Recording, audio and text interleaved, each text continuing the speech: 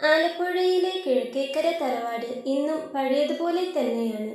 മുറ്റത്തെ മാവും പ്ലാവും മഴവിൽ അഴകോടെ നിൽക്കുന്നു. നല്ല മഴ പെയ്യുന്നുണ്ട്. തറവാടിന്റെ ഉമ്മറത്ത് ആ തണുപ്പേറ്റിരിക്കുമ്പോൾ ദേവികയുടെ കൈകൾ അറിയാതെ അവളുടെ ഫോണിലെ വാട്സപ്പ് ചാറ്റുകളിലൂടെ താഴേക്ക് സ്ക്രോൾ ചെയ്തുകൊണ്ടിരുന്നു. ഏറ്റവും താഴെ വർഷങ്ങളായി പുതിയ സന്ദേശങ്ങളൊന്നും വരാത്ത ആ പ്രൊഫൈലിൽ അവളൊന്ന് തൊട്ടു. സിദ്ധു. അവസാനമായി വന്ന മെസ്സേജ് 3 വർഷം മുൻപുള്ളതാണ്. ദേവു, എൻ്റെ സാഹചര്യം ഇപ്പോൾ വളരെ മോശമാണ്. എനിക്കൊന്ന് മാറി നിൽക്കണം. എന്നെ തിരയരുത്. സമയമാകുമ്പോൾ ഞാൻ വരും. അതായിരുന്നു അവസാന മെസ്സേജ്. അതിനുശേഷം ആ നമ്പർ നിലച്ചുപോയി. ഡിജിറ്റൽ ലോകത്ത് ഒരാളെ കണ്ടെത്തുക എളുപ്പമാണെന്ന് പറയാറുണ്ടെങ്കിലും ഒരാൾ സ്വയം അറിയാൻ തീരുമാനിച്ചാൽ ഗൂഗിളിനോ സോഷ്യൽ മീഡിയക്കോ അയാളെ കാട്ടിത്തരാനാവില്ലെന്ന് അവൾ തിരിച്ചറിഞ്ഞു. കോളേജ് കാലത്ത് അവർക്കിടയിലെ പ്രധാന കണ്ണി ഫേസ്ബുക്കും വാട്സാപ്പും ഒക്കെയായിരുന്നു. ക്യാമ്പസിലെ വൈഫൈ റേഞ്ച് കിട്ടുന്ന ആ മരച്ചുവട്ടിലിരുന്ന് അവർ പരസ്പരം അയച്ച മീമുകളും പാട്ടുകളും വോയിസ് നോട്ടുകളും ഇന്നും അവളുടെ ഫോണിലെ ബാക്കപ്പ് ഫയലുകളിൽ ഭദ്രമാണ്.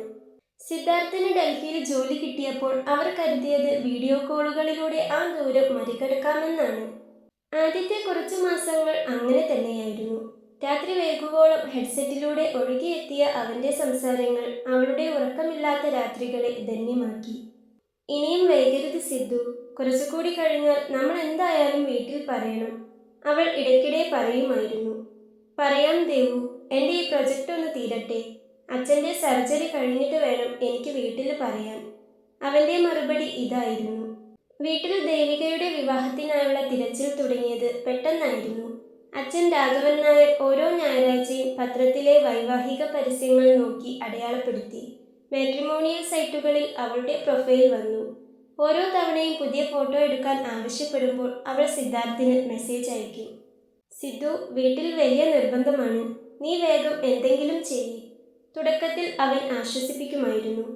പക്ഷേ പതുക്കെ അവൻ്റെ മറുപടികൾക്ക് ദൈർഘ്യം കുറഞ്ഞു. അവൻ്റെ കമ്പനിയിലുണ്ടായ ചില സാമ്പത്തിക പ്രശ്നങ്ങളും കുടുംബത്തിലെ ബുദ്ധിമുട്ടുകളും അവനെ മാനസികമായി തളർത്തിയിരുന്നു. ഒടുവിൽ ഒരു ദിവസം ആ വാട്സാപ്പ് സന്ദേശത്തിന് ശേഷം അവൻ്റെ പ്രൊഫൈൽ പിക്ചർ അപ്രത്യക്ഷമായി. സിംഗിൾ ടിക്ക് മാത്രം അവശേഷിപ്പിച്ചുകൊണ്ട് അവൻ മാഞ്ഞുപോയി. ദേവികയുടെ വീട്ടിൽ കാര്യങ്ങൾ അത്ര സുഖകരമായിരുന്നില്ല. ഡിഗ്രി കഴിഞ്ഞ് PG കൂടി പൂർത്തിയാക്കിയതോടെ അവളുടെ വിവാഹത്തിനായി വീട്ടുകാർ നിർബന്ധം തുടങ്ങി. അച്ഛൻ രാഘവൻ നായർ കടുത്ത കടുപിടുത്തക്കാരനായിരുന്നു. ദേവുവിന് പ്രായം കൂടുകയാണ്, നല്ല ആലോചനകൾ വരുമ്പോൾ തട്ടിക്കളയരുത്, അമ്മ ഇടയ്ക്കിടെ ഓർമ്മിപ്പിച്ചു. ഓരോ തവണ പെണ്ണുകാണൽ ചടങ്ങുകൾ വരുമ്പോഴും അവൾ എന്തെങ്കിലുമൊക്കെ കാരണങ്ങൾ പറഞ്ഞ് അത് മുടക്കുമായിരുന്നു. എനിക്കിപ്പോൾ കല്യാണം വേണ്ട അമ്മേ, എനിക്കൊരു ജോലി കിട്ടട്ടെ എന്ന് അവൾ വാദിച്ചു. ഒടുവിൽ അവൾക്കൊരു ഹൈസ്കൂളിൽ അധ്യാപികയായി ജോലി കിട്ടി. അതോടെ വീട്ടുകാരുടെ നിർബന്ധം ഇരട്ടിയായി. ഇപ്പോൾ നിനക്ക് ജോലിയുമായി, ഇനി എന്തിന് കാത്തു നിൽക്കണം? അച്ഛൻ്റെ ചോദ്യത്തിന് മുന്നിൽ അവൾക്ക് മറുപടിയില്ലായിരുന്നു. സിദ്ധാർത്ഥിനെ കുറിച്ച് അവൾക്ക് വീട്ടിൽ പറയാൻ കഴിയില്ലായിരുന്നു. അവൻ മറ്റൊരു ജാതിയിൽപ്പെട്ട ആളാണെന്നത് വലിയൊരു തടസ്സമായിരുന്നു. പ്രണയം വെളിപ്പെടുത്തിയാൽ അച്ഛൻ അത് അംഗീകരിക്കില്ലെന്ന് അവൾക്ക് ഉറപ്പായിരുന്നു. 5ാം വർഷമായപ്പോഴേക്കും സിദ്ധാർത്ഥുമായുള്ള ബന്ധം മിക്കവാറും നിലച്ച മട്ടിലായി. സോഷ്യൽ മീഡിയയിൽ അവനെ തിരഞ്ഞെങ്കിലും അവൾക്ക് കണ്ടെത്താനായില്ല. അവൻ എവിടെയാണെന്നോ എന്ത് ചെയ്യുകയാണെന്നോ ആർക്കും അറിയില്ലായിരുന്നു. നീ എന്തിനാണ് ഇങ്ങനെ ഒരാൾക്ക് വേണ്ടി ജീവിതം കളയുന്നത്? അവൻ നിന്നെ മറന്നു കാണും, അവളുടെ കൂട്ടുകാരികൾ ചോദിക്കുമായിരുന്നു. പക്ഷേ ദേവികയുടെ ഉള്ളിലെ ആ പഴയ സിദ്ധാർത്ഥ് ഇന്നും ജീവനോടെയുണ്ട്. അന്ന് അവസാനമായി അവൻ അയച്ച മെസ്സേജ് അവൾക്ക് ഓർമ്മ വരും. നിനക്കിനി ആരോടെങ്കിലും ഇഷ്ടമുണ്ടോ ദേവു? അച്ഛനൊരിക്കൽ നേരിട്ട് ചോദിച്ചു. അങ്ങനെ ആരുമില്ല അച്ഛാ, എനിക്കെന്തോ ഇപ്പോൾ ഒരു വിവാഹത്തിന് താല്പര്യമില്ല എന്ന് പറയുമ്പോഴും അവളുടെ ഉള്ളിൽ സിദ്ധാർത്ഥിൻ്റെ ആ അവസാന മെസ്സേജ് ഒരു വിങ്ങലായി നിന്നു. ഫേസ്ബുക്കിലും ലിങ്ക്ഡിനിലും അവൾ എത്രയോ തവണ അവൻ്റെ പേര് തിരഞ്ഞു. ഒരു സൂചന പോലും അവശേഷിപ്പിക്കാതെ അവൻ എവിടെയാണ് ഒളിച്ചിരിക്കുന്നത്? അതോ അവൻ തന്നെ മറന്നോ? അതോ വേറെ ആരെങ്കിലും അവൻ്റെ ജീവിതത്തിലേക്ക് വന്നോ? 100 ചോദ്യങ്ങൾ അവളുടെ മനസ്സിനെ അലട്ടിക്കൊണ്ടിരുന്നു. എങ്കിലും ആ പഴയ മരച്ചുവട്ടിൽ വെച്ച് കൈകോർത്ത് പിടിച്ചപ്പോൾ അവൾ കണ്ട അവൻ്റെ കണ്ണുകളിലെ സത്യം അവളെ കാത്തിരിക്കാൻ പ്രേരിപ്പിച്ചു. അന്ന് മഴ പെയ്തു തോർന്ന ഒരു വൈകുന്നേരമാണ് അവളുടെ ഫോണിലേക്ക് ഒരു അജ്ഞാത നമ്പറിൽ നിന്നും നോട്ടിഫിക്കേഷൻ വന്നത്. ഒരു ലൊക്കേഷൻ മാപ്പ് ലിങ്ക്, കൂടെ ഒരു ചെറിയ വാചകം മാത്രം. നമ്മുടെ ആ പഴയ കടൽ തീരത്ത് ഇന്ന് വൈകുന്നേരം 5 മണിക്ക് നീ വരുമെന്ന് കരുതുന്നു. ഹൃദയം നിലച്ചു പോകുമെന്ന് അവൾക്ക് തോന്നി. അത് സിദ്ധാർത്ഥായിരിക്കുമോ? 10 വർഷത്തെ തന്റെ മൗനത്തിനും കാത്തിരിപ്പിനും ഒരു അന്ത്യമുണ്ടാകാൻ പോകുകയാണോ?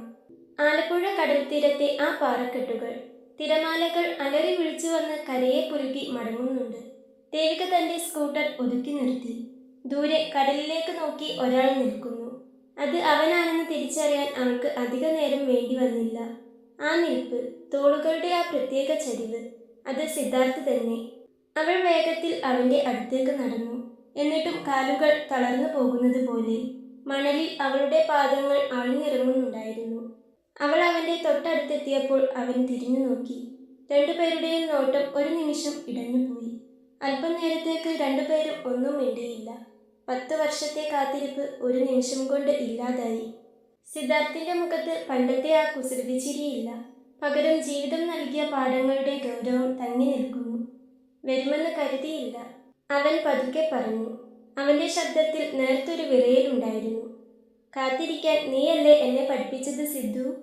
ദേവികയുടെ കണ്ണുകളിൽ നിന്ന് ഒരു തുള്ളി കണ്ണീർ മണലിലേക്ക് അടർന്നു വീണു. എവിടെയായിരുന്നു നീ? ഒരു വാക്ക് പോലും പറയാതെ നീ എങ്ങോട്ടാണ് പോയത്? സിദ്ധാർത്ഥ് ദീർഘമായി ഒന്ന് നിശ്വസിച്ചു. വാ പറയാം, പറഞ്ഞുകൊണ്ട് അവൻ പതിയെ മണലിലിരുന്നു.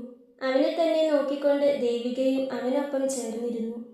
ഡൽഹിയിലെല്ലാം നന്നായി പോവുകയായിരുന്നു ദേവു. പക്ഷേ അച്ഛൻ്റെ മരണം എല്ലാം തകിടം മറിച്ചു.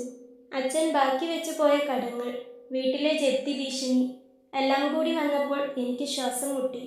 നിന്നെ വിളിച്ചു കരയാൻ എനിക്ക് തോന്നിയില്ല. നിന്നെ കൂടി എൻ്റെ ദുരിതങ്ങളിലേക്ക് വലിച്ചിഴയ്ക്കാൻ എനിക്ക് ഇഷ്ടമില്ലായിരുന്നു. അവൻ തുടർന്നു. അവളുടെ കണ്ണുകൾ അവൻ്റെ മുഖത്ത് തന്നെയാണ്. കമ്പനിയിലെ ചില പ്രശ്നങ്ങൾ കാരണം എനിക്ക് ജോലി നഷ്ടപ്പെട്ടു. 1 വർഷത്തോളം ഞാൻ അവിടെ ചെറിയ ജോലികൾ ചെയ്ത് ജീവിച്ചു. നിന്നെ വിളിക്കാൻ ഓരോ തവണ ഫോൺ എടുക്കുമ്പോഴും നിന്റെ വീട്ടിലെ സാഹചര്യം ഞാൻ ഓർക്കും. നിന്റെ അച്ഛൻ നോക്കുന്ന വലിയ ആലോചനകളെക്കുറിച്ച് നീ പറഞ്ഞിരുന്നല്ലോ. നിന്നെ സ്വതന്ത്രയാക്കാൻ വേണ്ടിയാണ് ഞാൻ അന്ന് മാറി നിന്നത്. അവൻ പറഞ്ഞുകൊണ്ട് അവളെ ഒന്ന് നോക്കി. അവളുടെ നോട്ടം ഒരിമ പോലും വെട്ടാതെ ഇപ്പോഴും അവൻ്റെ മുഖത്താണ്. എന്നിട്ട് നീ എന്നെ സ്വതന്ത്രയാക്കിയോ സിദ്ധു? ദേവിക ഇടറിയ ശബ്ദത്തിൽ ചോദിച്ചു. നീയില്ലാത്ത 10 വർഷം ഞാൻ ഓരോ നിമിഷവും നീ മടങ്ങി വരുമെന്ന പ്രതീക്ഷയിലായിരുന്നു. വീട്ടിലെ വഴക്കുകളും വിവാഹാലോചനകളും, എന്തെല്ലാം പ്രശ്നങ്ങളിലായിരുന്നു ഞാൻ. നിന്റെ ഒരു മെസ്സേജെങ്കിലും ഉണ്ടായിരുന്നെങ്കിൽ എന്ന് ഞാൻ എത്ര തവണ കൊതിച്ചു പോയിട്ടുണ്ടെന്നറിയോ? എങ്കിലും എല്ലാം ഞാൻ നേരിട്ടത് നീ തിരിച്ചു വരുമെന്ന് പറഞ്ഞ നിന്റെ ആ ഒരൊറ്റ വാക്കിലാണ്, അവൾ പറഞ്ഞു. അവളുടെ കണ്ണുകൾ നിറഞ്ഞൊഴുകിയിരുന്നു. സിദ്ധാർത്ഥ് അവളുടെ കൈകളിൽ മെല്ലെ പിടിച്ചു. പിന്നീട് ഞാൻ ദുബായിലേക്ക് പോയി. അവിടെ കഠിനാധ്വാനം ചെയ്തു. എല്ലാ കടങ്ങളും തീർത്തു. അനിയത്തിയെ വിവാഹം കഴിച്ചയച്ചു. ഇപ്പോൾ ഞാൻ മടങ്ങി വന്നത് നിനക്ക് വേണ്ടിയാണ്. പക്ഷേ നീ ഇപ്പോഴും എന്നെ കാത്തിരിക്കുന്നുണ്ടാകുമെന്ന് ഞാൻ വിചാരിച്ചിരുന്നില്ല.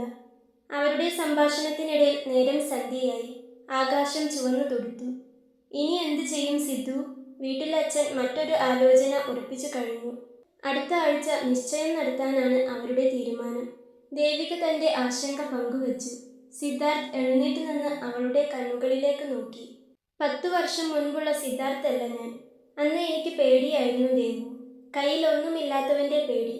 പക്ഷേ ഇന്ന് എനിക്ക് നിന്നെ സംരക്ഷിക്കാനുള്ള കരുത്തുണ്ട്. നമുക്ക് നിന്റെ വീട്ടിൽ പോയി സംസാരിക്കണം. ഒളിച്ചോടാനല്ല, നിന്റെ അച്ഛൻ്റെ മുന്നിൽ നിന്ന് നിന്നെ ചോദിക്കാൻ. ദേവികയ്ക്ക് പേടി തോന്നിയെങ്കിലും അവൻ്റെ വാക്കുകളിലെ നിശ്ചയദാർഢ്യം അവൾക്ക് ധൈര്യം നൽകി. പക്ഷേ തൻ്റെ അച്ഛൻ്റെ സ്വഭാവം അവൾക്ക് നന്നായി അറിയാം.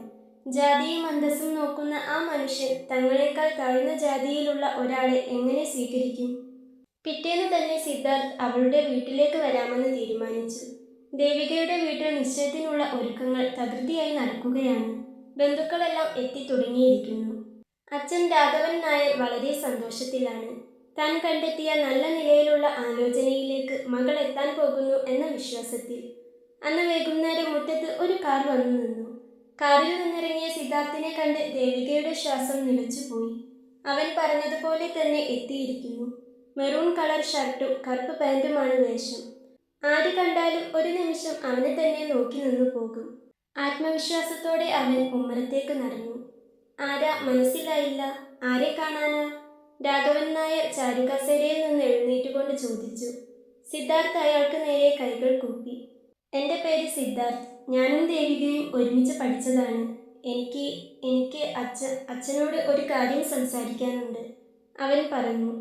അപ്പോഴേക്കും അകത്തുനിന്ന് അമ്മയും ദേവികയും പിന്നെ അവിടെ ഉണ്ടായിരുന്ന കുറച്ചു പേരും ഉമ്മറത്തേക്ക് വന്നു. ദേവികയുടെ മുഖത്തെ വിളർച്ച കണ്ടപ്പോൾ തന്നെ രാഘവൻ നായർക്ക് എന്തോ പന്തികേട് തോന്നി.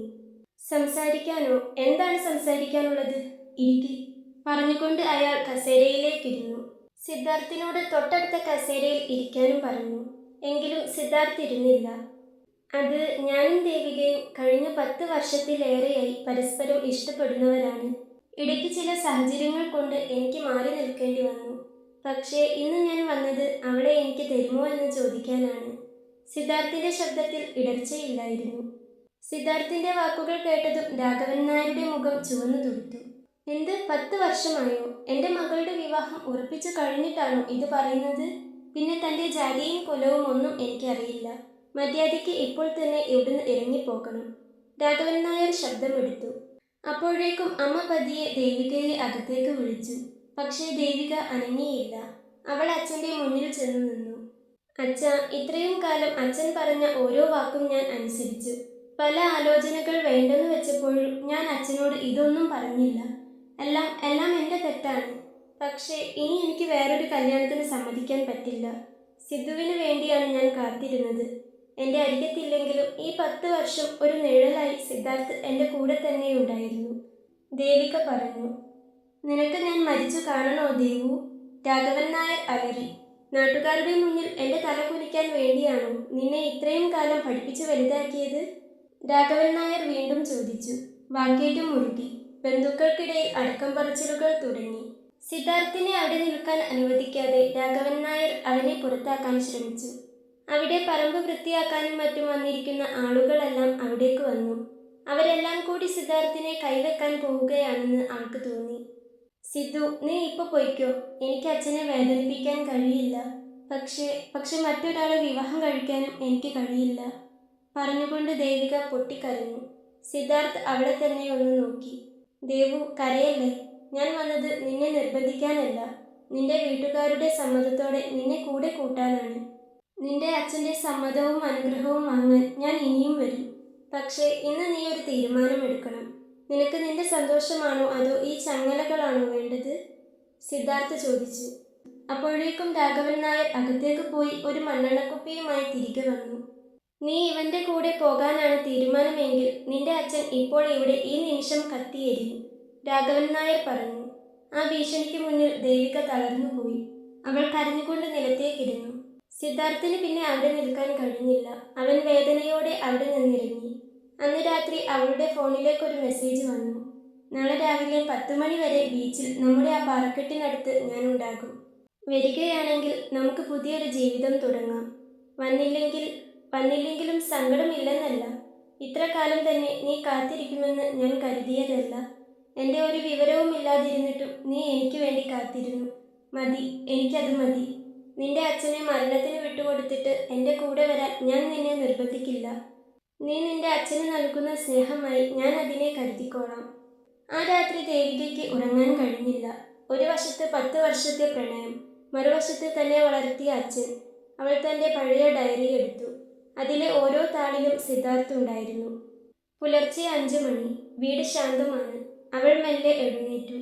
അച്ഛൻ ഉമ്മറത്ത് ഉറക്കമില്ലാതെ ഇരിക്കുന്നത് അവൾ കണ്ടു. അവൾ അച്ഛൻ്റെ അരികിലേക്ക് ചെന്നു. ദേവിക വിറയ്ക്കുന്ന കാലുകളോടെ അച്ഛൻ്റെ അരികിലെത്തി. അച്ഛാ, അവൾ വിളിച്ചു. രാഘവൻ നായർ ചാടി എഴുന്നേറ്റു.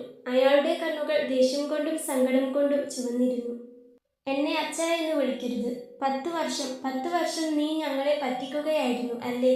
നിനക്ക് വേണ്ടി ഞാനും നിന്റെ അമ്മയും കഷ്ടപ്പെട്ടത്, ഞങ്ങൾ കണ്ട സ്വപ്നങ്ങൾ എല്ലാം പോട്ടെ. എത്ര തവണ നിന്നോട് ഞങ്ങൾ ചോദിച്ചു, നിനക്ക് ആരോടേലും എന്തേലും ഇഷ്ടമുണ്ടോന്ന്? അപ്പോൾ നീ എന്താ പറഞ്ഞത്? നിനക്ക് കല്യാണം കഴിക്കാനേ താല്പര്യമില്ലെന്ന് അല്ലേ? അയാൾ പൊട്ടിക്കരയാൻ തുടങ്ങി. അച്ഛൻ്റെ ദേഷ്യത്തേക്കാൾ അധികം ആ കരച്ചിൽ ദേവികയെ തളർത്തി. അങ്ങനെയല്ല അച്ഛ, സിദ്ധാർത്ഥ് നാട്ടിലില്ലായിരുന്നു.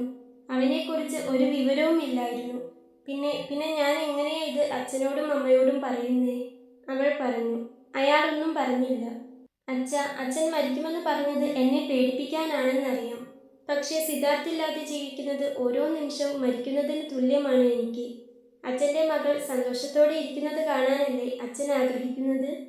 അവൾ പറഞ്ഞു. അയാളുടെ കണ്ണുകളിൽ നിന്ന് കണ്ണീർ ഒഴുകുന്നുണ്ടായിരുന്നു. എങ്കിലും രാഘവൻ നായർ ഒന്നും മിണ്ടിയില്ല. തൻ്റെ മകളുടെ 10 വർഷത്തെ മൗനത്തിൻ്റെ ആഴം അയാൾക്ക് മനസ്സിലായി തുടങ്ങുന്നുണ്ടായിരുന്നു. പക്ഷേ അത് സമ്മതിച്ചു കൊടുക്കാനും പറ്റുന്നില്ല. നിന്റെ കല്യാണത്തിന് വേണ്ടി ഞാൻ പണയം വെച്ച ഈ വീടും സ്ഥലവും, നാട്ടുകാരുടെ മുന്നിൽ എനിക്കുള്ള വില, അതെല്ലാം നിനക്ക് വെറും ചപ്പുചവറാണോ? അവൻ പറഞ്ഞാൽ നീ അവൻ്റെ കൂടെ ഇറങ്ങിപ്പോകുമോ? എങ്കിൽ പോകൂ. പക്ഷേ നിന്റെ അച്ഛൻ്റെ മൃതദേഹം ഈ ഉമ്മറത്ത് നിനക്ക് കാണേണ്ടി വരും, അച്ഛൻ പറഞ്ഞു. അപ്പോഴേക്കും അമ്മ ഇടയിൽ വന്ന് ദേവികയെ പിടിച്ചു മാറ്റി. രാഘവൻ നായർ നെഞ്ചു തടവിക്കൊണ്ടിരുന്നു. എനിക്ക് വയ്യ ദേവു, അച്ഛൻ്റെ മോള് അച്ഛനെ തോൽപ്പിക്കരുത്. ആ നിമിഷം ദേവിക തകർന്നു പോയി. തന്നെ സ്നേഹിച്ച അച്ഛനെ മരണത്തിലേക്ക് തള്ളിവിടാൻ അവൾക്ക് കഴിയില്ലായിരുന്നു. അവൾ മുറിയിലേക്ക് ഓടിക്കയറി വാതിലടച്ചു. പിന്നെന്തോ മനസ്സിലുറപ്പിച്ചതുപോലെ ഫോണെടുത്ത് വിറയ്ക്കുന്ന കൈകളോടെ അവൾ സിദ്ധാർത്ഥന് മെസ്സേജ് അയച്ചു. സിദ്ധു, നമുക്ക് ഒരുമിച്ച് ജീവിക്കാൻ കഴിയില്ല. അച്ഛൻ തകർന്നു പോയിരിക്കുന്നു. നീ പൊയ്ക്കോ. ഇനി ഒരിക്കലും എന്നെ തിരയരുത്. അതൊരു തോൽവിയായിരുന്നു. സ്വന്തം പ്രണയത്തിനു മേൽ അവൾ കുറിച്ച മരണവാർത്ത. ദേവികയ്ക്ക് സന്ദേശങ്ങൾ കുറയുമ്പോഴും സിദ്ധാർത്ഥ് മറ്റൊരു ലോകത്തായിരുന്നു. ഡൽഹിയിലെ തിരക്കേറിയ നഗരത്തിൽ ഒരു ചെറിയ വാടകമുറിയിൽ ഇരുന്നു കൊണ്ട് അവൻ തൻ്റെ ജീവിതത്തോടുള്ള യുദ്ധത്തിലായിരുന്നു. അച്ഛൻ്റെ വിയോഗം അവനെ ഏൽപ്പിച്ച ആഘാതം ചെറുതായിരുന്നില്ല. വീടിൻ്റെ ആധാരം പണയത്തിലായിരുന്നു. അനിയത്തിയുടെ പഠനം പാതി വഴിയിലായിരുന്നു. പല രാത്രികളിലും അവൻ ഫോൺ കയ്യിലെടുക്കും. ദേവികയുടെ നമ്പർ ഡയൽ ചെയ്യും, പക്ഷേ വിളിക്കില്ല. ഞാനിന്ന് തോറ്റു നിൽക്കുകയാണ് ദേവി. എൻ്റെ പരാജയങ്ങൾ നിന്റെ കണ്ണീരാകാൻ എനിക്ക് വയ്യ, അവൻ സ്വയം പറയുമായിരുന്നു. ജോലി പോയ മാസങ്ങളിൽ അവൻ പട്ടിണി കിടന്നിട്ടുണ്ട്. ഒടുവിൽ ഒരു ചെറിയ കമ്പനിയിൽ രാപ്പകലില്ലാതെ ജോലി ചെയ്തു. അന്യനാട്ടിൽ ഭാഷയറിയാത്ത മനുഷ്യർക്കിടയിൽ അവൻ പണമുണ്ടാക്കാൻ ഓടി. അവൻ്റെ ലക്ഷ്യം ഒന്നേ ഉണ്ടായിരുന്നുള്ളൂ, തൻ്റെ കടങ്ങൾ വീട്ടുക. എന്നിട്ട് നെഞ്ചു വിരിച്ചുകൊണ്ട് ദേവികയുടെ അച്ഛൻ്റെ മുന്നിൽ ചെന്നു നിൽക്കുക. പിന്നീടുള്ള വർഷങ്ങൾ ദുബായിലെ മണലാരണ്യത്തിലായിരുന്നു. ചുട്ടുപൊള്ളുന്ന ചൂടിലും അവൻ്റെ ഉള്ളിലെ കുളിർമ ദേവികയുടെ ഓർമ്മകളായിരുന്നു. ഇൻസ്റ്റഗ്രാമിലും ഫേസ്ബുക്കിലും അവളുടെ പ്രൊഫൈൽ അവൻ ദിവസവും നോക്കുമായിരുന്നു. അവൾ ചിരിച്ചു നിൽക്കുന്ന ഫോട്ടോസ് കാണുമ്പോൾ അവൻ്റെ ഉള്ളിൽ ഒരേ സമയം സന്തോഷവും സങ്കടവും നിറയും. നീ വിവാഹം കഴിച്ചു കാണുമോ ദേവു? ഈ ചോദ്യം അവനെ വല്ലാതെ അലട്ടിയിരുന്നു. അവളുടെ വീട്ടിൽ ആലോചനകൾ നടക്കുന്നുണ്ടെന്ന് അറിഞ്ഞപ്പോൾ അവൻ ഉറക്കമില്ലാത്ത രാത്രികൾ തള്ളി നീക്കി. എങ്കിലും താൻ ഒരു നിലയിലെത്താതെ അവളെ സ്വന്തമാക്കാൻ ശ്രമിക്കുന്നത് സ്വാർത്ഥതയാകുമെന്ന് അവൻ കരുതി. 10 വർഷം കൊണ്ട് അവൻ സമ്പാദിച്ചത് പണം മാത്രമല്ല, ദേവികയെ തനിക്ക് അർഹതപ്പെട്ടവളാക്കി മാറ്റാനുള്ള ആത്മവിശ്വാസം കൂടിയായിരുന്നു.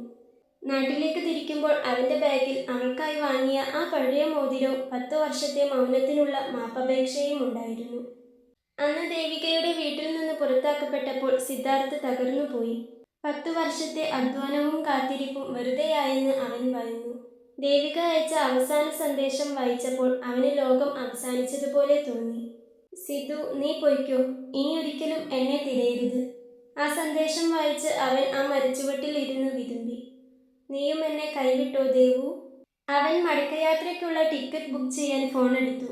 പക്ഷെ അവൻ്റെ ഉള്ളിലെ പ്രണയം അവനെ അവിടെ തന്നെ പിടിച്ചു നിർത്തി. അടുത്ത ദിവസം ദേവികയുടെ വീട്ടിൽ ആരും ദേവികയോട് സംസാരിച്ചില്ല. ദേവിക ഒരു യന്ത്രത്തെ പോലെ നടന്നു. നിശ്ചയിച്ച കല്യാണത്തിനുള്ള ഒരുക്കങ്ങൾ വീണ്ടും തുടർന്നു. എന്നാൽ രാഘവൻ നായരുടെ ഉള്ളിൽ ആ മകളുടെ മുഖം ഒരു ചോദ്യചിഹ്നമായി നിന്നു. ഭക്ഷണം കഴിക്കാതെ ഉറങ്ങാതെ ഒരു ജീവശവം പോലെ നടക്കുന്ന ദേവിക. 2 ദിവസം കഴിഞ്ഞപ്പോൾ അപ്രതീക്ഷിതമായി രാഘവൻ നായർ ദേവികയുടെ മുറിയിലെത്തി. അവളുടെ കയ്യിൽ പണ്ട് സിദ്ധാർത്ഥ് നൽകിയ ഒരു ചെറിയ സമ്മാനം ഇരിക്കുന്നത് അദ്ദേഹം കണ്ടു. ദേവു, അദ്ദേഹം പതുക്കെ വിളിച്ചു. നീ അവനെ അത്രയ്ക്കും സ്നേഹിക്കുന്നുണ്ടോ? അവൾ മറുപടി പറഞ്ഞില്ല. പകരം അദ്ദേഹത്തിൻ്റെ കാലുകൾ കെട്ടിപ്പിടിച്ച് പൊട്ടിക്കരഞ്ഞു. ആ കരച്ചിലിൽ 10 വർഷത്തെ വേദനയും വിരഹവും ഉണ്ടായിരുന്നു. രാഘവൻ നായരുടെ മനസ്സിലെ കടുപ്പം പതുക്കെ അലിഞ്ഞു. തൻ്റെ വാശിയേക്കാൾ വലുത് മകളുടെ സന്തോഷമാണെന്ന് ആ അച്ഛൻ തിരിച്ചറിഞ്ഞു. കരയണ്ട, അച്ഛന് തെറ്റുപറ്റി. അവൻ നിന്നെ സ്നേഹിച്ചത്രയും ആരും നിന്നെ സ്നേഹിക്കില്ല, അയാൾ പതിയെ പറഞ്ഞതും അവളുടെ കണ്ണുകൾ വിടർന്നു. അവൾ കരഞ്ഞുകൊണ്ട് നന്ദിയോടെ അച്ഛന് നേരെ കൈകൂപ്പി. രാഘവൻ നായർ തന്നെ നേരിട്ട് സിദ്ധാർത്ഥിനെ ഫോണിൽ വിളിച്ചു. സിദ്ധാർത്ഥ് അപ്പോഴേക്കും നാട്ടിൽ നിന്ന് മടങ്ങാൻ തയ്യാറെടുക്കുകയായിരുന്നു. അപ്രതീക്ഷിതമായി രാഘവൻ നായരുടെ ഫോൺ വന്നപ്പോൾ സിദ്ധാർത്ഥിന് അത് വിശ്വസിക്കാനായില്ല. ആ ശബ്ദത്തിലെ ഇടർച്ചയും ക്ഷമാപണവും കേട്ടപ്പോൾ അവൻ മനസ്സിലാക്കി, തങ്ങളുടെ പ്രണയം വിജയിച്ചിരിക്കുന്നു. അവന്റെ കാർ അവളുടെ തറവാട് ലക്ഷ്യം വെച്ച് പാഞ്ഞു. അന്ന് വൈകുന്നേരം മഴ വീണ്ടും പെയ്യാൻ തുടങ്ങിയ നേരത്ത് സിദ്ധാർത്ഥ് വീണ്ടും ആ ഉമ്മറത്തെത്തി. ഇത്തവണ അവനെ സ്വീകരിച്ചത് രാഘവൻ നായരുടെ നീട്ടിയ കൈകളായിരുന്നു. ഉമ്മറത്ത് നിൽക്കുമ്പോൾ മുകളിൽ നിന്നിറങ്ങി വരുന്ന ദേവികയെ അവൻ നോക്കി. അവളുടെ കണ്ണിലെ ക്ഷീണവും തനിക്കായുള്ള ആ കാത്തിരിപ്പും കണ്ടപ്പോൾ അവന്റെ 10 വർഷത്തെ എല്ലാ കഷ്ടപ്പാടുകളും അലിഞ്ഞുപോയി. എൻ്റെ മകളെ ഞാൻ നിന്നെ ഏൽപ്പിക്കുകയാണ്. 10 വർഷം അവൾ അനുഭവിച്ച വേദന നീ ഇനി സന്തോഷമായി മാറ്റണം, രാഘവൻ നായർ സിദ്ധാർത്ഥിന്റെ കൈ പിടിച്ചുകൊണ്ട് പറഞ്ഞു. ദേവിക ഉമ്മറത്തേക്ക് വന്നപ്പോൾ സിദ്ധാർത്ഥ് അവളെ നോക്കി ചിരിച്ചു. ആ കണ്ണുകളിൽ പ്രണയം ഒരു കടലായി ഇരമ്പുന്നുണ്ടായിരുന്നു. ഇനി നിന്നെ വിട്ട് ഞാൻ എങ്ങോട്ടും പോകില്ല ദേവു. നീയില്ലാതെ എനിക്ക് മറ്റൊരു ലോകമില്ല. അവളുടെ കൈകൾ മുറുകെ പിടിച്ചുകൊണ്ട് അവൻ മന്ത്രിച്ചു. 10 വർഷത്തെ നീണ്ട കാത്തിരിപ്പിന് അന്ത്യമായി. എല്ലാ തടസ്സങ്ങളും നീങ്ങി. മഴ പെയ്തു തോർന്നു. ആകാശത്ത് ഒരു മനോഹരമായ മഴവിൽ തെളിഞ്ഞു. വിവാഹത്തിന് തലേ ദിവസമായിരുന്നു അത്. തറവാട് വീട് മുഴുവൻ ബന്ധുക്കളെക്കൊണ്ടും വിളക്കുകളെക്കൊണ്ടും നിറഞ്ഞിരിക്കുന്നു. എങ്ങും ചിരിയും ബഹളവുമാണ്. പക്ഷേ ആ തിരക്കുകൾക്കിടയിലും ദേവികയുടെ മനസ്സ് തിരഞ്ഞത് ഒരാളെ മാത്രമായിരുന്നു. രാത്രി വൈകിയപ്പോൾ സിദ്ധാർത്ഥ് അവളെ ഫോണിൽ വിളിച്ചു. ദേവു, ഞാനിത് നിന്റെ വീടിന് പുറത്തുണ്ട്. ഒന്നിങ്ങ് വരുമോ? എനിക്ക് നിന്നെ ഒന്ന് കാണണം. അവൻ പറയുന്നത് കേട്ട് അവളുടെ കണ്ണുകൾ ഒരേ സമയം വിടരുകയും ചുരുങ്ങുകയും ചെയ്തു. ഇപ്പോഴോ? അവൾ ചോദിച്ചു. ആ, ഇപ്പോൾ തന്നെ. വീട്ടുകാർ അറിയാതെ അവൾ പതുക്കെ പുറത്തിറങ്ങി. വടക്കേപ്പറമ്പിലെ അതിരിനോട് ചേർന്ന് അവൻ നിൽക്കുന്നുണ്ടായിരുന്നു. അന്നത്തെ കാറ്റിന് പ്രണയത്തിന്റെ തണുപ്പായിരുന്നു, മണമായിരുന്നു. കുറച്ചു മാറി ആ മരച്ചുവട്ടിൽ നിലാവിന്റെ വെളിച്ചത്തിൽ അവളെയും കാത്തു നിൽക്കുന്ന അവനെ അവൾ കണ്ടു. അവൾ അടുത്തു ചെന്നപ്പോൾ അവൻ തന്റെ പോക്കറ്റിൽ നിന്നും ഒരു ചെറിയ ഡയറി എടുത്തു. അത് മുഴുവൻ കുറിപ്പുകളായിരുന്നു. ഇതെന്താ സിദ്ധു? അവൾ അത്ഭുതത്തോടെ ചോദിച്ചു. ഇത് നിനക്കുള്ള കത്തുകളല്ല ദേവു. ദുബായിലെ ഓരോ രാത്രിയിലും എനിക്ക് നിന്നോട് പറയാൻ തോന്നിയ കാര്യങ്ങൾ ഞാൻ ഇതിൽ കുറിച്ചു വെച്ചതാണ്. തീയതി നോക്കൂ. ഇതിൽ ഒരു ദിവസം പോലും വിട്ടുപോയിട്ടില്ല. നാളെ നമ്മൾ ഒന്നാകുന്നതിന് മുൻപ് ഇത് നിനക്ക് തരണമെന്ന് തോന്നി, അവൻ പറഞ്ഞു. അവൾ ആ താളുകൾ മറിച്ചു നോക്കി. ജൂൺ 14. ഇന്നിവിടെ നല്ല കാറ്റാണ് ദേവു. നിന്റെ മുടിയിഴകൾ കാറ്റിൽ പറക്കുന്ന ആ പഴയ വൈകുന്നേരം ഞാൻ ഓർത്തു. സെപ്റ്റംബർ 20. എൻ്റെ കടങ്ങളെല്ലാം തീർന്നു. ഇനി നിന്നെ വന്ന് കാണാൻ എനിക്ക് അധികം ദൂരമില്ല. ഓരോ വരിയും വായിക്കുമ്പോൾ ദേവികയുടെ കണ്ണുകൾ നിറഞ്ഞു. 10 വർഷം അവൻ അവളെ മനസ്സിൽ കൊണ്ട് നടന്നത് വെറുമൊരു ഓർമ്മയായിട്ടല്ല, മറിച്ച് തൻ്റെ ശ്വാസമായിട്ടായിരുന്നു എന്ന് അവൾ തിരിച്ചറിഞ്ഞു. ദേവു, അവൻ അവളെ അരികിലേക്ക് ചേർത്തു നിർത്തി. എല്ലാവരും വിചാരിക്കുന്നത് 10 വർഷത്തെ കാത്തിരിപ്പിന് ശേഷമാണ് നമ്മൾ ഒന്നിക്കുന്നതെന്നാണ്. പക്ഷേ എനിക്ക് തോന്നുന്നത് നമ്മൾ ഒരിക്കലും വേർപിരിഞ്ഞിരുന്നില്ല എന്നാണ്. എൻ്റെ ഓരോ പ്രാർത്ഥനയിലും ഓരോ സ്വപ്നത്തിലും നീ ഉണ്ടായിരുന്നു. അവൾ അവൻ്റെ നെഞ്ചിലേക്ക് തല ചായച്ചു. ഒരിളം കാറ്റ് വന്നവരെ തഴുകിപ്പോയി. 10 വർഷത്തെ മൗനത്തിനൊടുവിൽ അവർക്കിടയിൽ വാക്കുകൾക്ക് പ്രസക്തിയില്ലാതായി. നാളെ മുതൽ, അവൾ പതുക്കെ പറഞ്ഞു, നാളെ മുതൽ നമ്മൾ പുതിയൊരു പുസ്തകം എഴുതി തുടങ്ങുകയാണ് ദേവു. അതിൽ വിരഹത്തിൻ്റെ താളുകൾ ഉണ്ടാകില്ല, പ്രണയത്തിൻ്റെ നിലാവെളിച്ചം മാത്രമേ ഉണ്ടാകൂ. അവൻ അവളുടെ തോളിലൂടെ കൈയിട്ട് അവളെ അവനോട് ചേർത്ത് പിടിച്ചുകൊണ്ട് പറഞ്ഞു. ചെന്നുറങ്ങിക്കോ. നാളെ നേരത്തെ എണീക്കേണ്ടതല്ലേ. ഇനി എന്നെ ഇവിടെ കണ്ട് ഒരു പ്രശ്നമാകേണ്ട. അവൻ പറഞ്ഞതും അവനിൽ നിന്നും അകന്നു മാറാൻ മനസ്സില്ലാതെ എന്നോണം പതിയെ അവൾ ഉമ്മറത്തേക്ക് നടന്നു. നാളെ അവൾ അവൻ്റേതാണ്, അവൻ അവളുടേതുമാണ്. ഒരു കാലത്തിനും ഒരു ദൂരത്തിനും ഇനി അവരെ വേർപെടുത്താൻ കഴിയില്ലെന്ന ഉറപ്പോടെ അവരാ രാത്രിയെ യാത്രയാക്കി. ആലപ്പുഴയിലെ ആ തറവാട് ക്ഷേത്രമുറ്റത്ത് പുലർക്കാലത്തെ മഞ്ഞുതുള്ളികൾ പെയ്തിറങ്ങുകയായിരുന്നു. പുലർച്ചെ തന്നെ ശങ്കുലിയും നാദസ്വരവും അന്തരീക്ഷത്തിൽ ഭക്തിയും പ്രണയവും നിറച്ചു. രാവിലെ അമ്പലത്തിൽ വന്ന് പ്രാർത്ഥിക്കുകയായിരുന്നു അവൾ. 10 വർഷം മുൻപ് ഇതേ ക്ഷേത്രത്തിൽ വെച്ച് പ്രാർത്ഥിക്കുമ്പോൾ എന്നെങ്കിലും സിദ്ധാർത്ഥിനൊപ്പം ഇവിടെ നിൽക്കാനാകുമെന്ന് ദേവിക സ്വപ്നത്തിൽ പോലും കരുതിയിരുന്നില്ല. മുഹൂർത്തമായി. നാദസ്വരം ഉച്ചത്തിലായി. ആൾക്കൂട്ടത്തിനിടയിലൂടെ ദേവിക മണ്ഡപത്തിലേക്ക് നടന്നു വന്നു. അവളുടെ അച്ഛൻ രാഘവൻ നായർ അഭിമാനത്തോടെയും സന്തോഷത്തോടെ മകളുടെ കൈ പിടിച്ചിരുന്നു. ചുവന്ന പട്ടുസാരിയിൽ സ്വർണ്ണാഭരണങ്ങളോടുകൂടി അവൾ അണിഞ്ഞൊരുങ്ങി. അവൾ അന്ന് അതീവ സുന്ദരിയായിരുന്നു. അവളുടെ കഴുത്തിലെ സ്വർണ്ണമാലകളേക്കാൾ തിളക്കം അവളുടെ കണ്ണുകൾക്കുണ്ടായിരുന്നു. അത് 10 വർഷത്തെ കാത്തിരിപ്പ് സഫലമായതിൻ്റെ തിളക്കമായിരുന്നു. സിദ്ധാർത്ഥ് മണ്ഡപത്തിൽ കയറിയിരുന്നിരുന്നു. ചന്ദനക്കളർ ഷർട്ടും മുണ്ടും ഉടുത്ത അവൻ ഒരു രാജകുമാരനെ പോലെ തോന്നിപ്പിച്ചു. അവന്റെ മുഖത്ത് ആ പഴയ പേടിയോ പരിഭ്രമമോ ഇല്ലായിരുന്നു. പകരം തന്റെ പ്രാണനെ സ്വന്തമാക്കാൻ പോകുന്നതിന്റെ വലിയൊരു സംതൃപ്തി മാത്രം. സിദ്ധാർത്ഥ് ദേവികയുടെ കഴുത്തിൽ താലി ചാർത്തി. ആ നിമിഷം ദേവികയുടെ ഉള്ളിൽ ഒരു മിന്നൽപ്പിണർ പോലെ ഓർമ്മകൾ കടന്നുപോയി. കോളേജ് കാലം, ആ പഴയ മരച്ചുവട്, കടൽത്തീരം, ഡൽഹിയിലേക്കുള്ള അവന്റെ യാത്ര, ഒടുവിൽ ആ നീണ്ട 10 വർഷത്തെ മൗനം. അവർ പരസ്പരം തുളസിമാലകൾ അണിയിച്ചു. സിദ്ധാർത്ഥിന്റെ കൈകൾ ദേവികയുടെ നെറ്റിയിൽ സിന്ദൂരം ചാർത്തുമ്പോൾ അവളുടെ കണ്ണുകളിൽ നിന്ന് ഒരു തുള്ളി ആനന്ദാശ്രു അടർന്നു വീണു. അത് ദുഃഖത്തിൻ്റെതല്ലായിരുന്നു, മറിച്ച് പെയ്തു തീർന്നൊരു വിരഹത്തിന്റെ അവസാന തുള്ളിയായിരുന്നു.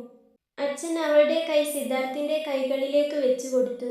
അതൊരു വെറും കൈമാറലായിരുന്നില്ല, മറിച്ച് ഒരു അച്ഛന്റെ പ്രായശ്ചിത്തവും സ്നേഹവുമായിരുന്നു. സദ്യ കഴിഞ്ഞ് ബന്ധുക്കളോടൊക്കെ യാത്ര പറഞ്ഞ് അവർ പടിയിറങ്ങുമ്പോൾ വൈകുന്നേരമായിരുന്നു. രാഘവൻ നായർ സിദ്ധാർത്ഥിന്റെ തോളിൽ തട്ടി പറഞ്ഞു, നന്നായി നോക്കിയേക്കണം ഇവളെ. ഇവൾക്ക് നീ മാത്രമായിരുന്നു ഈ ലോകം. സിദ്ധാർത്ഥ് ചിരിച്ചുകൊണ്ട് ദേവികയെ നോക്കി. ഇനി ഇവൾക്ക് പരാതിപ്പെടാൻ ഞാൻ സമയം കൊടുക്കില്ല അച്ഛാ. കാറിൽ കയറി അവർ യാത്ര തുടങ്ങുമ്പോൾ കാർമേഘങ്ങൾ ഒഴിഞ്ഞുമാറി തെളിഞ്ഞ ആകാശം അവർക്ക് മുകളിൽ വിരിഞ്ഞു നിന്നു. 10 വർഷത്തെ ആ നീണ്ട നിശബ്ദതയ്ക്ക് ശേഷം അവർ സംസാരിക്കാൻ തുടങ്ങി. പക്ഷേ ഇത്തവണ അത് ഫോണിലൂടെയോ മെസ്സേജിലൂടെയോ ആയിരുന്നില്ല. അവരുടെ കൈകൾ കോർത്തു പിടിച്ചിരുന്നു. ആ ഹൃദയമിടിപ്പുകൾ ഒന്നായി മാറിയിരുന്നു. വിവാഹ തിരക്കുകൾ ഒഴിഞ്ഞു. ബന്ധുക്കളെല്ലാം മടങ്ങി. സിദ്ധാർത്ഥിന്റെയും ദേവികയുടെയും പുതിയ വീട്ടിലെ ബാൽക്കണിയിൽ അവർ രണ്ടുപേരും മാത്രമായിരുന്നു. ദൂരെ ചക്രവാളത്തിൽ സൂര്യൻ കടലിലേക്ക് ഇറങ്ങിപ്പോകുന്നു. 10 വർഷം മുൻപ് ഇതേ അസ്തമയം നോക്കി അവർ 2 സ്ഥലത്തിരുന്ന് തേങ്ങുകയായിരുന്നു. എന്നാൽ ഇന്ന് ആ ചുവപ്പ് പടരുന്നത് അവരുടെ പ്രണയത്തിന് സാക്ഷിയാകാനാണ്. സിദ്ധാർത്ഥ് 2 കപ്പ് ചായയുമായി അവളുടെ അരികിലെത്തി. എന്താണ് ദേവു ഇത്ര ആലോചന? അവൻ അവളുടെ തോളിൽ കൈവച്ചുകൊണ്ട് ചോദിച്ചു. ഞാൻ കൊണ്ടുവന്നേനല്ലോ. ദേവിക ആ ചായക്കപ്പ് വാങ്ങിക്കൊണ്ട് പറഞ്ഞു. അതെന്താ, ഞാൻ കൊണ്ടുവന്നാൽ നീ കുടിക്കില്ലേ? അവനൊരു കളിയോടെ പറഞ്ഞു. അവൾ അതിനൊന്ന് വെറുതെ ചിരിച്ചു. സിദ്ധു, എനിക്കിപ്പോഴും ഇതൊരു സ്വപ്നമാണോ എന്ന് തോന്നിപ്പോകുന്നു. നമ്മൾ ഒന്നിച്ച് ചായ കുടിക്കുന്നു, ഒന്നിച്ച് സംസാരിക്കുന്നു. നീ അങ്ങ് ദുബായിലായിരുന്നപ്പോൾ ഞാൻ എന്നും വൈകുന്നേരം ഇതേപോലെ ചായയുമായി ജനലിനടുത്ത് നിൽക്കുമായിരുന്നു. അന്ന് എൻ്റെ അരികിൽ നീ ഉണ്ടായിരുന്നില്ല. അവൾ ദൂരേക്ക് നോക്കി പതുക്കെ പറഞ്ഞു. സിദ്ധാർത്ഥ് അവളെ ചേർത്ത് പിടിച്ചു. ആ 10 വർഷം നമുക്ക് നഷ്ടപ്പെട്ടതല്ല ദേവു. അത് നമ്മളെ പഠിപ്പിച്ചത് പ്രണയത്തിന്റെ ആഴമാണ്. ദൂരം കൂടും തോറും പ്രണയം കൂടുമെന്ന് നമ്മൾ തെളിയിച്ചില്ലേ? അവൻ അവളുടെ കൈവിരലുകളിലെ മോതിരത്തിൽ പതുക്കെ തൊട്ടു. ഈ 10 വർഷം ഞാൻ നിനക്ക് തന്ന ഏകാന്തതയ്ക്ക് നീ എനിക്ക് തരുന്ന ശിക്ഷ എന്തായിരിക്കും? അവൻ തമാശയായി ചോദിച്ചു. ദേവിക ചിരിച്ചു. ആ ചിരിയിൽ പഴയ ആ കലാലയ കാലത്തെ കുസൃതിയുണ്ടായിരുന്നു. ശിക്ഷയോ? എന്നാ കേട്ടോ, ശിക്ഷ ഇതാണ്. ഇനി വരുന്ന ഓരോ ദിവസവും ഓരോ നിമിഷവും നീ എൻ്റെ കൂടെ ഉണ്ടാകണം. എന്നെ സ്നേഹിച്ചുകൊണ്ടേയിരിക്കണം. എൻ്റെ ഓരോ കൊച്ചു പരിഭവങ്ങളും നീ കേട്ടിരിക്കണം. 10 വർഷത്തെ വിശേഷങ്ങൾ എനിക്ക് പറഞ്ഞു തീർക്കാനുണ്ട്. അവൾ പറഞ്ഞതും അവൻ അവളെ സ്നേഹത്തോടെ ചേർത്ത് പിടിച്ചുകൊണ്ട് അവളുടെ ആ നെറ്റിയിലൊന്ന് അമർത്തിമുത്തി. അന്ന് രാത്രി സിദ്ധാർത്ഥ് അവളുടെ കൈവെള്ളയിൽ ഒരു ചെറിയ ചുംബനം നൽകി. 10 വർഷമായി അവൻ ഹൃദയത്തിൽ കൊണ്ടു നടന്ന ആ ഭാരം അലിഞ്ഞു പോയതുപോലെ അവന് തോന്നി. അവർ ജനലിലൂടെ നോക്കിയപ്പോൾ ആകാശം നിറയെ നക്ഷത്രങ്ങളായിരുന്നു. അവ പഴയ നക്ഷത്രങ്ങൾ തന്നെയായിരുന്നു. പക്ഷേ ഇന്ന് അവയ്ക്ക് കൂടുതൽ തിളക്കമുള്ളതുപോലെ അവർക്ക് തോന്നി. നമുക്ക് നാളെ കടൽത്തീരത്ത് ആ പാറക്കെട്ടിനടുത്ത് ഒന്നുകൂടി പോകണം സിദ്ധു, അവൾ പറഞ്ഞു. പോകാം, അവൻ അവളുടെ വിരലുകളെ തഴുകിക്കൊണ്ട് പറഞ്ഞു. പക്ഷേ ഇത്തവണ പോകുന്നത് കാത്തിരിക്കുകയല്ല, കൂടെയുണ്ട് എന്ന് ആ കടലിനോട് പറയാനാണ്. അവൾ വീണ്ടും പറഞ്ഞതും സിദ്ധാർത്ഥ് ചിരിയോടെ അവളെ നോക്കി തലയാട്ടി. നിലാവിന്റെ വെളിച്ചത്തിൽ ആ 2 നിഴലുകൾ ഒന്നായി മാറി. ആ പഴയ തറവാടും മരച്ചുവടും കടൽത്തീരവും ഇന്നും അവിടെയുണ്ട്. പക്ഷേ അവയിപ്പോൾ വിരഹത്തിന്റെ കഥകളല്ല, മറിച്ച് അതിജീവിച്ച പ്രണയത്തിന്റെ ഇതിഹാസമാണ് പാടുന്നത്.